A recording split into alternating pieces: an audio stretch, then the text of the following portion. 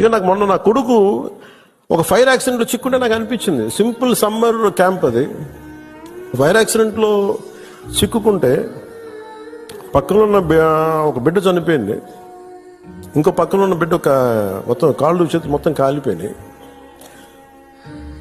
వీడికేమో లోపలికి అంతా ఈ కొంత ఫస్ట్ డిగ్రీ జరిగినాయి. నా కొడుక్కి అర్ధరాత్రి పూట లేచి ఆ మేడపై నుంచి పడిపోతున్నాడు, కళ్ళు వస్తాయండి.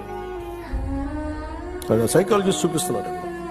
అలాంటిది మధుసూదన్ గారి పిల్లల్ని చనిపోయిన ఇన్ని కుటుంబాల తాలూకు మీరు వాళ్ళు ఆలోచించండి. వాళ్ళు పడుకుంటే నిద్ర పడద్దా?